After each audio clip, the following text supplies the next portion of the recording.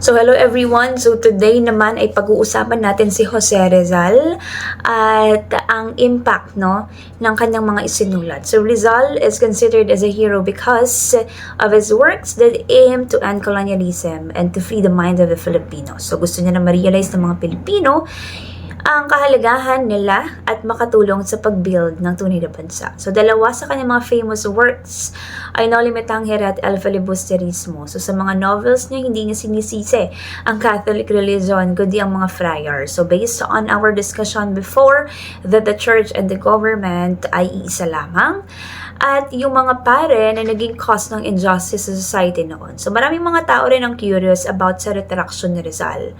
Ano ang retraction? Ang retraction ay supposedly yung pag-atras niya sa kanyang faith, bago siya mamatay, yung mga paniniwala niya at mga pinaglalaban niya. So marami pa rin mga debate kung totoo ba talaga na nangyari yon. So ang importante, yung mga ideas niya at writings yung nagpalaya sa isip ng mga Pilipino at nag-inspire sa revolution. So in short, si Rizal ay isang bayani, hindi lang sa actions niya, but also in his words and his writings. So let us begin about our topic, the retraction of Jose Rizal.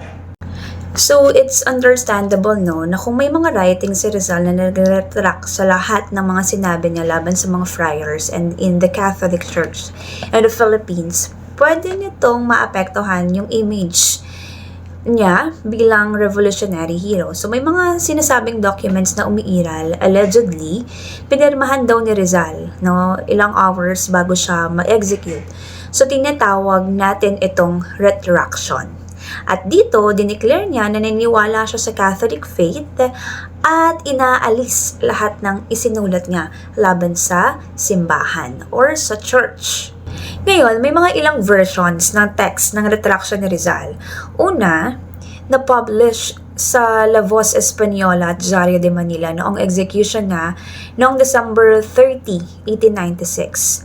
Pangalawa, lumabas sa Barcelona sa Spain noong February 14, 1897 galing sa anonymous writer na kinalaunan ay na-reveal din na ang writer ay si Father Vicente Balaquier. O tandaan yan ha. Pero yung original text na natagpuan sa Archdiocesan Archives noong May 18, 1935, halos 4 decades matapos itong mawala.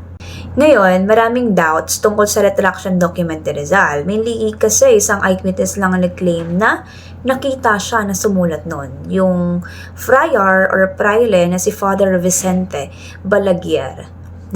Sabi niya, siya raw yung tumulong kay Rizal nung malungkot na araw na yon at nakipag-argument pa sa kanya. And based on his testimony, ilang beses nagising si Rizal na nagko-confess, nag-confess ng 4 na beses, dumalo sa mass, tumanggap ng communion, nagdasal ng rosary, mga bagay na parang hindi naman typical na ginagawa ni Rizal. Pero dahil ito lang naman yung primary account, ginagamit pa rin ito para ipaglaban yung authenticity ng document.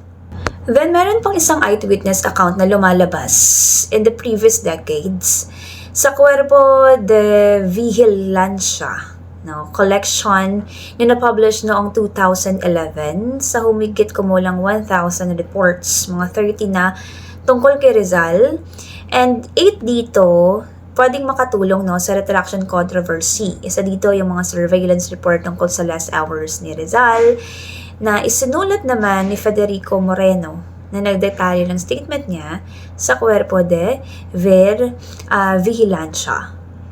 Sa eyewitness account ng last hours ni Rizal, inireport ng agent ng Cuerpo de Vigilancia noong umaga, 7:50 AM pumasok si Rizal sa death row kasama yung kanyang counsel na si Senyor Taviel de Andrade at ang kanyang Jesuit priest na si Jose Villa Clara. So pinakain siya ng light breakfast, humiling lang siya ng prayer book na dinala ni Father Estanislao March. Na umalis si Senyor Andrade ng alas 10 at nag-usap sila Rizal ng matagal sa dalawang Jesuits tungkol sa religion, sinubukan siyang papirmahan ng prepared retraction pero tinanggihan niya. Nag-argument sila hanggang 12:30 no? Kumain si Rizal ng konting poached egg at chicken at pagkatapos humiling na magsulat, no?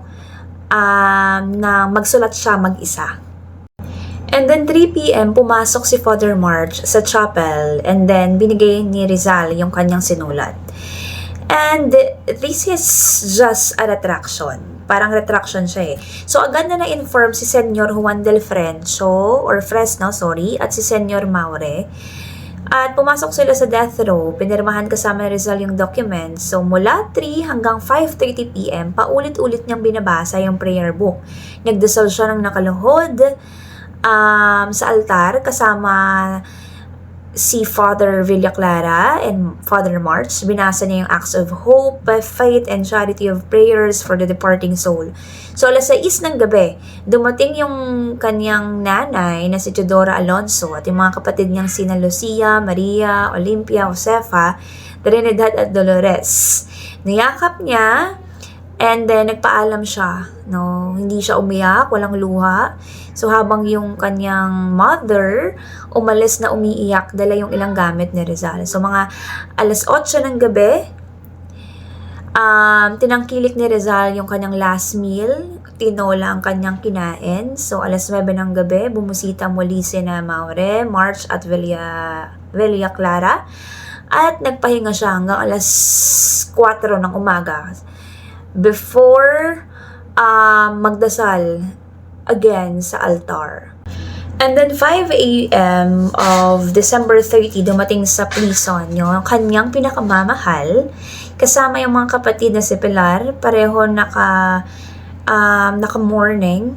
Pumasok lang yung kanyang minamahal sa chapel sa tulong ng military chaplain at isang soldier. So naganap yung nuptials nila ni Rizal at the point of death. Now, matapos ng niyakap si Rizal, umalis siya na umiiyak.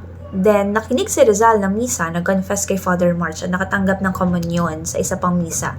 And then, 7:30 a.m., ikinadena siya ng isang European at dinala sa execution kasama yung mga Jesuits council niya at kanyang assistant of the plaza. Binigyan siya ni Father March ng holy picture ng Virgin nang paulit-ulit niyang hinahalikan. Bagamat very pale na siya that time, malinaw pa rin na pinakita ni Rizal yung kanyang great strength of character at composure hanggang sa huli. So in this account, it really tells na umiral nga yung retraction document, kaya meron siyang credibility. Pero sa report, wala namang binanggit na si Father Balakier, kaya nagiging questionable yung claim niya bilang credible source. So hanggang ngayon, it's still a controversy about the retraction of Rizal. Pero marami pa rin mga scholars na sumasang-ayon na hindi naman ito nakakabawas sa pagiging bayani ni Rizal. So, nananatili pa rin na mahalaga sa mga Pilipino and nagbibigay ng inspirasyon para ipagpatuloy yung revolution. Nag-result naman ng kalayaan ng Pilipinas noong 1898. So, yan lang ang ating discussion for today about the retraction of Rizal.